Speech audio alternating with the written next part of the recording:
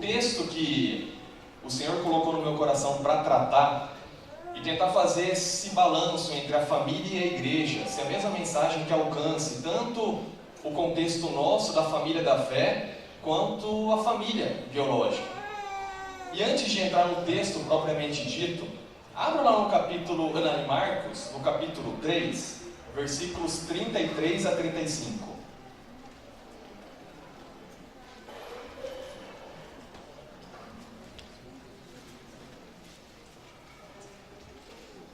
Diz assim: Jesus lhe respondeu: quem é minha mãe e quem são meus irmãos?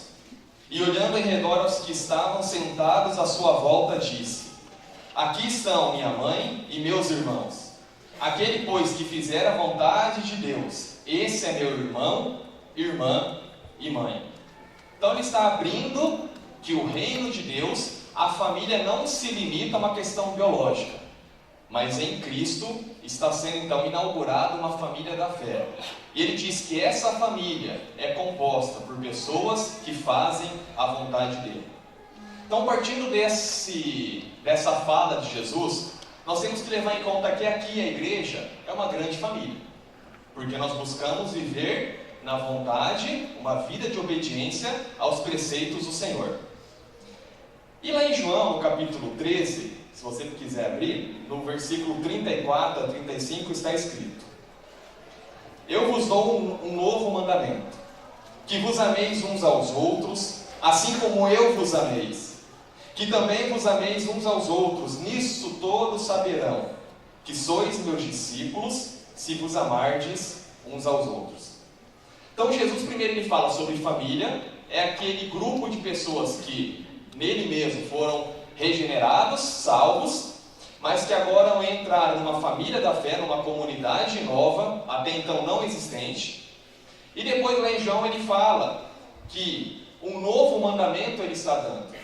E esse novo mandamento resume que nós devemos amar uns aos outros, assim como ele nos amou.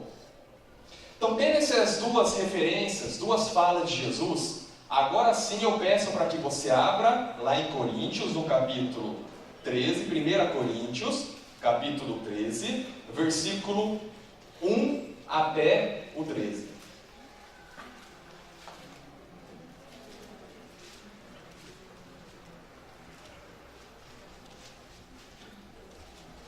Esse é um texto muito poético, bonito. Se eu não me engano, o Renato Russo até fez uma canção dessa parte aqui. Então é um texto que você pode usar em muitos contextos. Você usa ele em mensagem de casamento, eu já usei, porque ele se enquadra perfeitamente, você não precisa falar nada, só ler o texto, está pronta a mensagem. E em várias situações, na família, na existência terrena. Só que nós vamos ver hoje, nessa manhã, o motivo certinho porque Paulo escreveu esse texto. E em cima desse motivo da escrita, nós entenderemos o porquê ele se preocupou em escrever isso e nós aplicaremos na nossa vida, na nossa comunidade, na nossa existência aqui. Diz assim: e agora vos mostrarei um caminho muito superior. Mesmo que eu falasse as línguas dos homens e dos anjos, mas não tivesse amor, seria como um metal que soa ou como um prato que retinha. E mesmo que eu tivesse o dom de profecia e conhecesse todos os mistérios e tivesse todo o conhecimento, e mesmo que tivesse fé suficiente para mover montanhas, mas não tivesse amor, eu nada seria. E mesmo que eu distribuísse todos os meus bens para o sustento dos pobres e entregasse meu corpo para ser queimado, mas não tivesse amor, nada disso me traria benefício algum. O amor é paciente, o amor é benigno, não é invejoso, não se vangloria, não se orgulha, não se porta com indecência, não busca os próprios interesses, não se enfurece, não guarda ressentimento do mal, não se alegra com a injustiça, mas congratula-se com a verdade, tudo sofre, tudo crê, tudo espera, tudo suporta. O amor jamais é vencido, mas, havendo profecias, serão extintas, havendo línguas, silenciarão, havendo conhecimento, desaparecerá. porque parcialmente conhecemos e parcialmente profetizamos.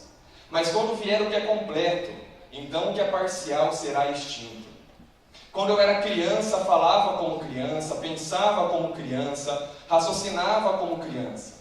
Mas assim que cheguei à idade adulta, acabei com as coisas de criança. Porque agora vemos por um espelho, como por um espelho, de modo obscuro, mas depois veremos face a face. Agora conheço em parte, mas depois conhecerei plenamente, assim como também sou plenamente conhecido.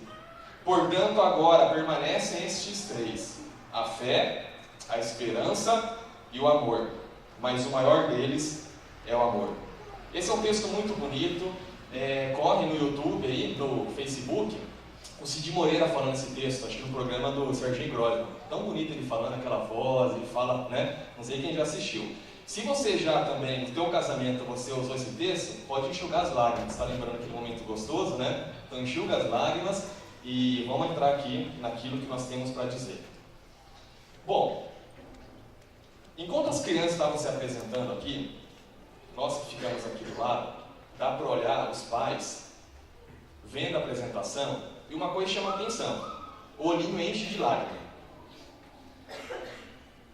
Porque eu não sei dizer isso, que eu não tenho ainda, mas todo mundo diz que a coisa mais forte, linda na existência de um ser humano é o amor do pai, da mãe pelos seus filhos.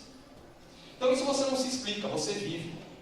Você não consegue falar, você tem que experimentar. E quando nós falamos aqui sobre amor na palavra de Deus, na nossa língua, no português, o amor é uma coisa só. Então nós damos amor para isso, para aquilo, tarará. Só que nós temos aqui no grego algumas palavras que deixam de maneira clara o que o autor ele está usando na questão do amor. Nesse texto aqui, Paulo está usando a palavra ágape, que é aquele amor divino. É aquele amor que você não faz nada para receber. É o amor então de Deus para conosco, um amor puro. Só que nós temos outras expressões. Nós temos o stronger, se eu não me engano. Se eu confundir, mas depois você vê. Que é aquele amor quando uma criança nasce e quando a mãe ou o pai pega aquela criança no colo, brota. Aquilo vem sem explicação. É divino, nasceu, do nada. Nós temos o amor, o filéu. Eu estou confundindo tudo aqui. O filéu. Eu não vou falar filé de frango, temos amor filé de frango. O amor filéu.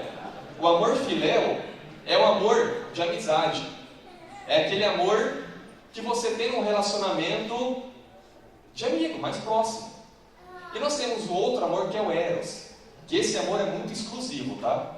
Esse você tem que usar para uma pessoa na vida toda, pelo menos essa é a ideia. Não sei que fuja de alguma questãozinha, mas é assim. O amor eros é a paixão. É o amor romântico. Então, tendo isso como base, e lembrando aquilo que Jesus falou, que nós lemos aqui, que aquele que faz a vontade dele é agora a família dele, e depois quando ele fala que existe um novo mandamento que ele está dando, que essa família agora tem que amar uns aos outros da mesma maneira que ele nos ama, nós conseguimos chegar a uma coisa importante em relação à vida da igreja. E é aqui que Paulo está tratando. A igreja lá em Corinto, uma cidade com muita mistura de pessoas, uma cidade de comércio, uma cidade que chegava pessoas de várias culturas e tudo mais, era uma cidade que tinha, até lendo sobre alguns comentaristas em relação a essa cidade, o Rubens ele fica falando sobre um time de futebol, certo? Ah, quem é isso? É isso, ele fala.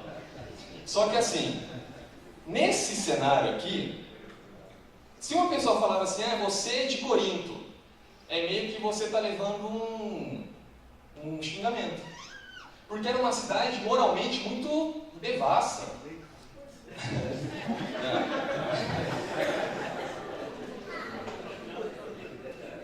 Era uma cidade muito caótica nos seus valores e tudo. Então eu fico pensando, imaginando Paulo escrevendo isso, e ele chega ao ponto de falar sobre amor, como eu falei, um texto lindo. Mas o cenário, gente, é um cenário feio. Esse cenário aqui, a palavra de Deus chegando até nós, é maravilhoso ler. Mas para Paulo escrever isso, era um cenário caótico. A igreja estava uns acabando com outros. E aí Paulo vem e coloca sobre isso. E ele fala sobre amor depois que ele fala sobre dons. Porque Corinto era uma igreja que as pessoas tinham vários dons. Porque os dons são dádivas de Deus para o povo, para a igreja. Só que ele fala sobre o dom, ele trata a igreja como um corpo.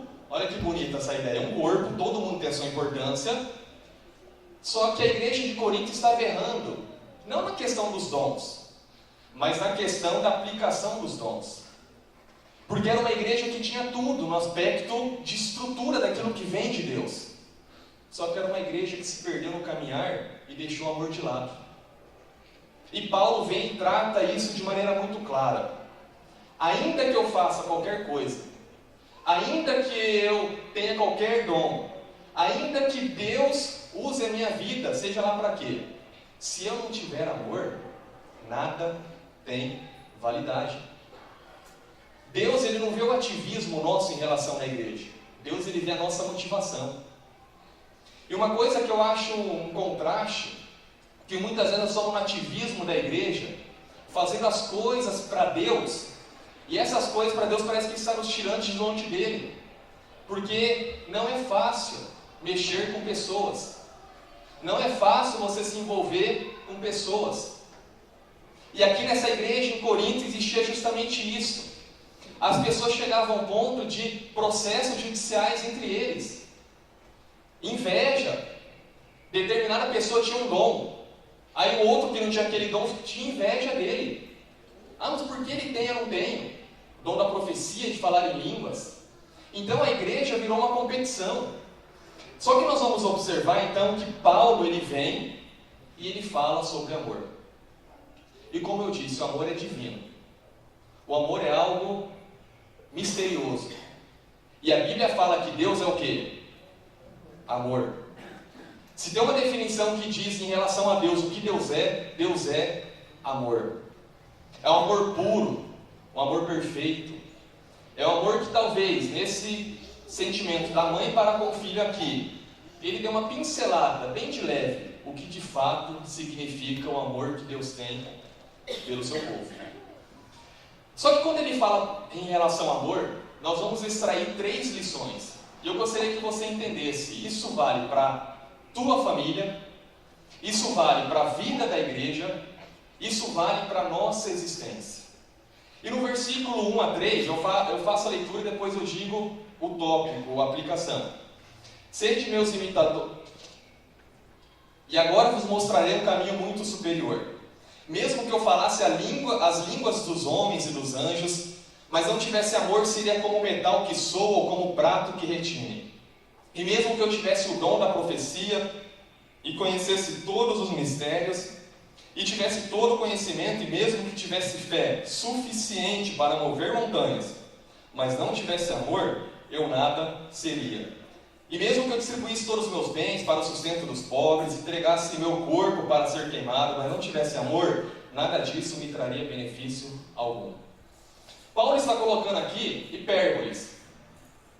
Eu não sei se alguém na história da humanidade moveu uma montanha com fé. Pode ser que sim. Mas ele usa uma expressão dizendo a fé é poderosíssima. Ela é capaz de mover montanha. Talvez nunca ninguém moveu uma montanha pela fé. Mas ele coloca essa ideia. Depois ele fala, mesmo que eu dê meu corpo para ser queimado. Olha que forte isso. Tem ato mais bonito do que você dar o corpo. É feio, mas assim, tem coisa mais forte do que você dar o corpo para ser queimado porque você ama alguém e você entra no lugar. E Paulo fala, olha, sem amor não tem fundamentação, a essência não existe. Então a primeira marca que o amor ele faz na nossa família e na nossa comunidade de fé é que o amor enriquece. Nós podemos ter tudo, e como Paulo diz, fazer grandes coisas, mas a ausência do amor deixa a nossa comunidade ou a nossa família pobre. É por isso que o amor é aquilo que traz a verdadeira riqueza. E eu fico pensando em relação à igreja. Tem um livro que eu gosto muito, A Maravilhosa Graça, de Philip Yancey. E um trecho desse livro, ele encontra uma prostituta. E essa prostituta lá nos Estados Unidos, ela fica sentada lá de fora da igreja, na parede. E aí essa pessoa conversa com ela, mas por que você não vai na igreja? E ela disse, porque lá eu me sinto muito pior do que no meu estado, que eu já me sinto uma desgraça. Uma parede separando o povo santo da escória. E nós começamos a analisar o que é o reino de Deus. Não existe paredes. E eu me pergunto, se eu não tivesse nascido no lar cristão, e se eu tivesse uma vida machucada e ferida, e chegasse aqui com vícios, com dilemas, com dores na alma, será que a igreja seria o melhor lugar que eu gostaria de estar? Ou ela seria um lugar onde eu entrasse e as pessoas iriam me acusar? Ou a igreja fosse um lugar de segurança e ela se torna um lugar de acusação no tribunal? Isso é muito profundo por uma questão, porque aquele que nasceu no lar cristão não vai conseguir entender isso. Mas aquele que veio de fora e é batido, a vida bate, e não tem uma estrutura familiar, como nós presenciamos a grande maioria que da igreja tem, essa pessoa chega doente e ferida na vida. E ela vai buscar apoio na igreja, porque é um povo de Deus. É um povo que faz a vontade de Jesus. E é um povo que Jesus disse que o mandamento principal é amar a Deus acima de todas as coisas, e o próximo como a nós mesmos. E ela chega na igreja, e ela é expulsa desse Deus de amor. É por isso que o amor é enriquecedor. Porque aqui foi falado, não sei quem disse agora, se foi o Marcelo ou o Rubens, mas quando chega alguém, nós queremos fazer com que a pessoa venha até a igreja, só que antes ela se trata. Você parou para ver como que é interessante? A pessoa está com uma vida totalmente ruim. E nós queremos o quê? Que essa vida totalmente ruim não adentre na comunidade perfeita. Porque uma maçã podre vai estragar as maçãs bonitas. Essa é a expressão. E Jesus nos ensina que Ele ia ao encontro dessas pessoas. Em hipótese alguma, Ele criava barreira para que essas pessoas viessem até Ele. E aí sim, no conviver com essas pessoas, Ele tratava. E a igreja, nós costumamos fazer o processo inverso. Nós queremos tratar, mas não a igreja trata. Ele sozinho com Deus. E a hora que está rotulado num dogma, numa doutrina, num pensamento, aí vem. É interessante, eu sou assim. Nós temos isso dentro de nós. Eu não estou falando que eu sou perfeito. Nós temos um olhar preconceituoso. Só que Paulo está falando que o amor, ele enriquece. E nós podemos fazer tudo então na igreja, na obra de Deus. Mas a ausência do amor para Deus não tem valor. Ele fala sobre o Espírito Santo que vem até nós.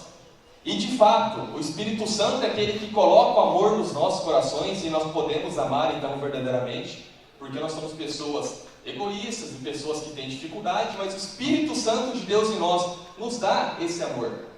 E nós podemos amar o próximo. Só que a primeira coisa, então, quero que você possa observar que o amor, ele enriquece. Ele enriquece o teu lar. Talvez você mora numa casa totalmente financeiramente pobre.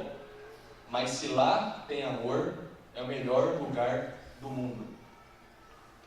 Talvez você mora numa mansão. Mas se lá não tiver amor, ele se torna um lugar triste, solitário. O amor enriquece onde chega. E uma igreja que não tem o amor de Cristo é uma igreja de fachada. É uma igreja que é bom no dogma, na teologia, mas não vive aquilo que é principal, que é ser agente da graça de Deus em um mundo caído. E um mundo que precisa desesperadamente ser amado. Precisa ser amado por Deus. Só que ele continua no versículo 4 e 7. O amor é paciente. Aqui, esse 4 e 7, quando você lê, você imagina Jesus. Paulo está falando sobre amor pleno e você vê Jesus, o 4 a 7. Ó.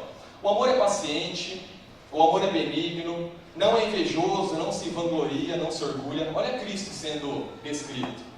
Não se porta com indecência, não busca os próprios interesses, não se enfurece, não guarda ressentimento do mal, não se alegra com a injustiça, mas congratula-se com a verdade. Tudo sofre, tudo crê, tudo espera, tudo suporta. A segunda marca que Paulo quer tratar naquela igreja, e que nós devemos tratar na nossa igreja, tratar na nossa existência, é que o amor, além de enriquecer, o amor edifica. Uma coisa é você ser rico do amor, mas a finalidade daquele amor não te levar para um processo de edificação. E o amor aqui, por isso que Paulo usa a questão dos dons antes do amor, é porque Deus ele capacita a sua igreja de diversas formas. Só que essa capacitação que Deus dá não é para a glória nossa, não é para a glória daquele que recebeu o dom, não é para a glória da nossa igreja local, mas o dom que Deus deu à sua igreja serve para que nós possamos edificar uns aos outros.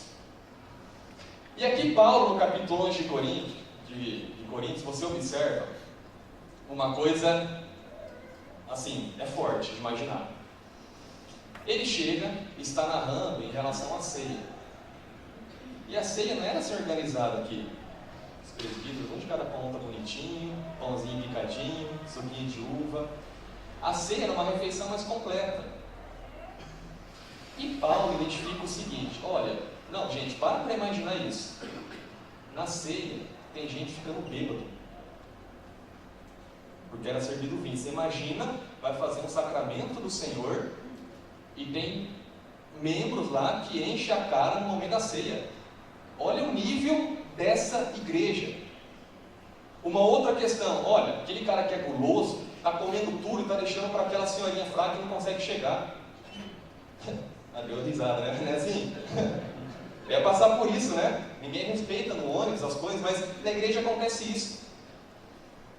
No ônibus ninguém respeita uma senhora que senta, porque já pegou o lugar. Cadê o amor? Em festa de casamento, e aí eu fico imaginando que a ceia é igual festa de casamento, aquela mesa do doce. Por que todo mundo riu? É um pecado oculto, né?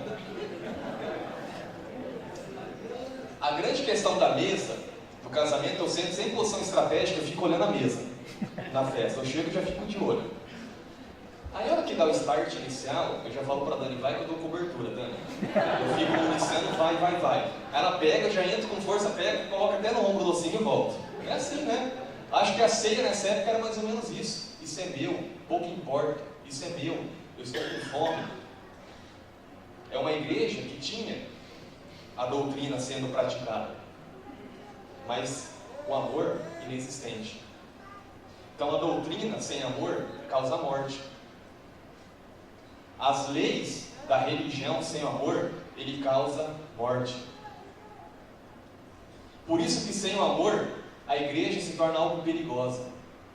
Ela se torna, em vez de ser um lugar da graça, de cura, ela se torna um tribunal.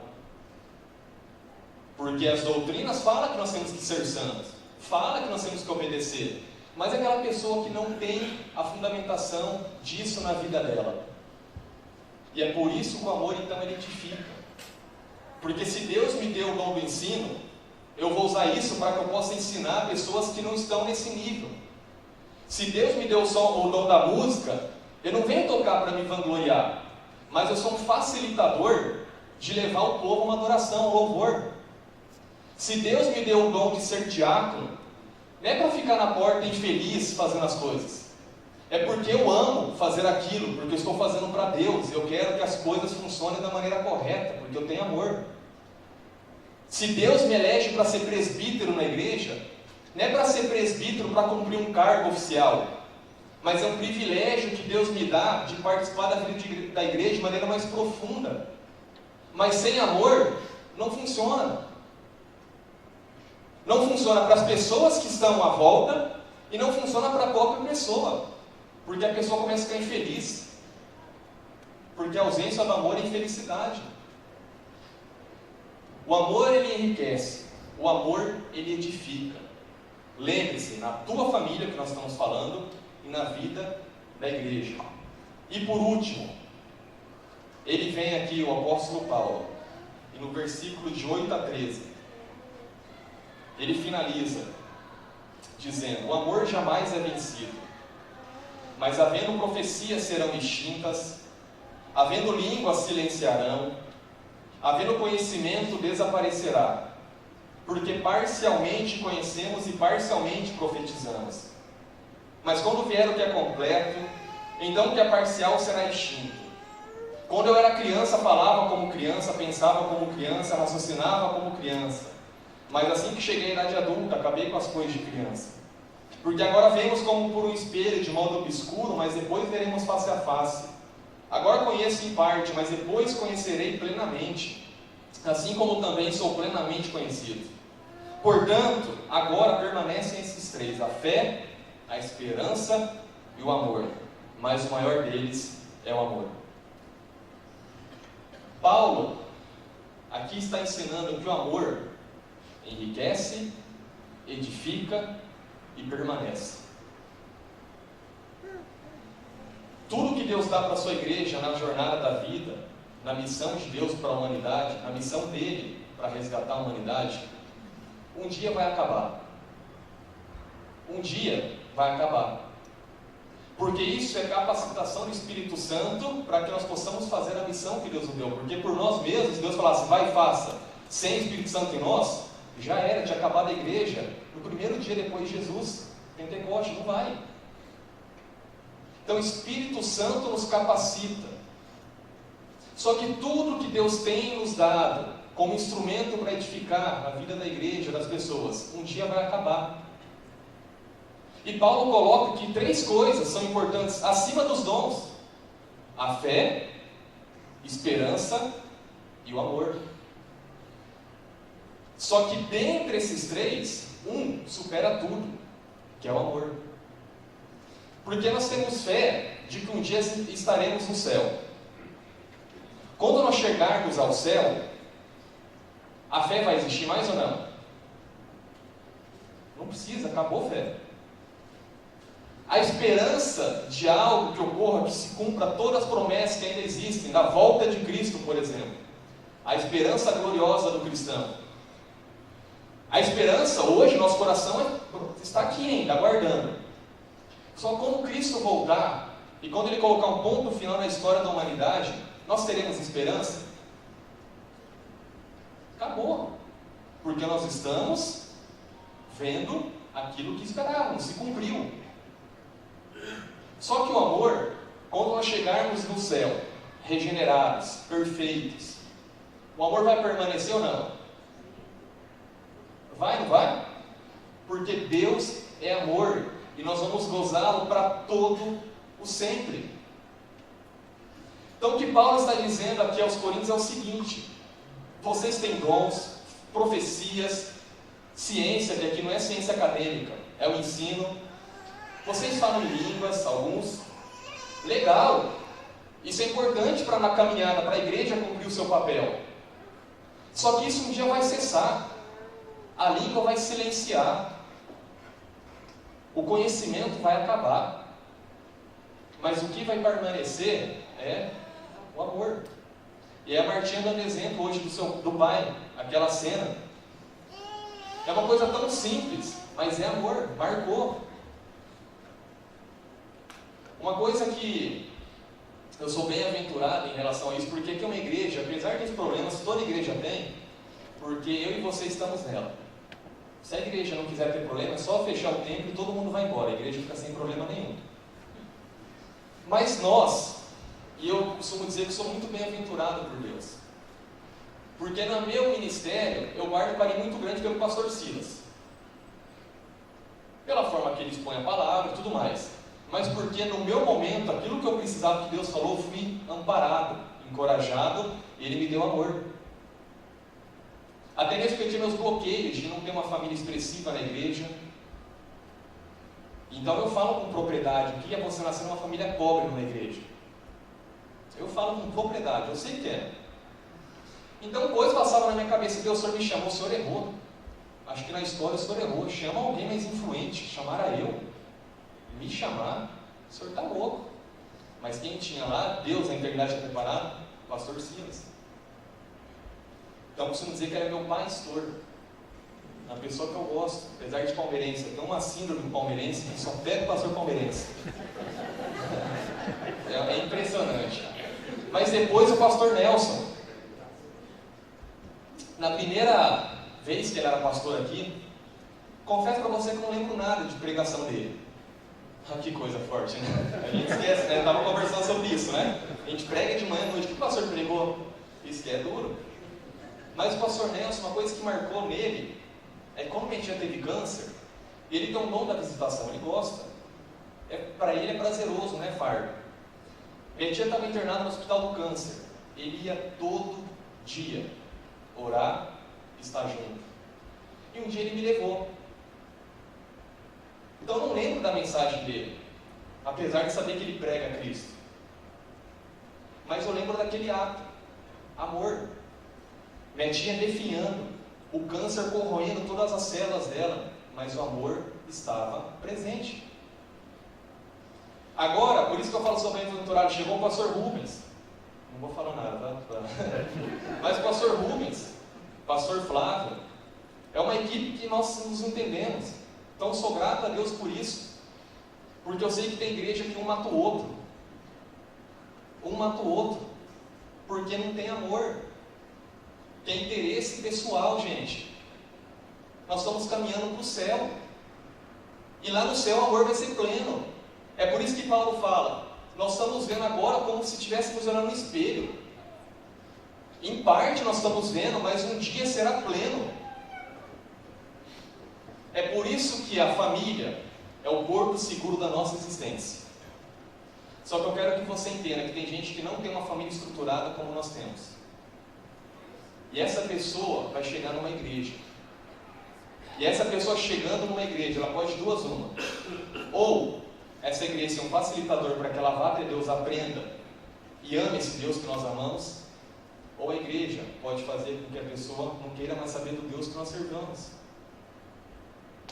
Por isso, o que eu quero deixar nesse dia, nesse mês da família, que nós somos um povo que tem um amor pleno. E o amor aqui não é libertinagem, não é chegar alguém em pecado, você vai aceitar, mas você vai tratar como Jesus fazia. Mas você não vai expulsar, meter bicuda nele para sair da igreja. Isso é muito sério. Bem-aventurados nós somos, porque nós estamos em uma comunidade de fé. Isso fica então a mensagem nessa manhã para você. Quando você escutar Renato Russo cantando esse texto, quando você escutar o Cid Moreira narrando esse texto, que é bonito, você pode até deixar para a mulher no meio de aniversário, dá uma flor com esse versículo que ela vai gostar. Versículo bonito, amor do sofre, do crê, tudo espera. Olha que bonito isso. Enfim, faz se quiser. Faz. Só que a essência principal desse texto era uma comunidade que tinha tudo, mas não tinha o amor. Em Apocalipse, na igreja em Éfeso, quero que você volte ao primeiro amor. Você sabe sofrer, vocês sabem perseverar, mas o amor ficou no caminho. Então que Deus nos abençoe, que o Espírito Santo visite cada coração, para que aqui seja uma igreja que mostre Cristo às pessoas. E Cristo sendo mostrado às pessoas, é o amor dentro de nós e emanando. Amém? Amém. Não olhe para a pessoa do seu lado, só se for casado, com amor eros. Somente amor? Filéu, tudo bem, mas e outro? Ágape, amor ágape. Esse reina no grego, ok?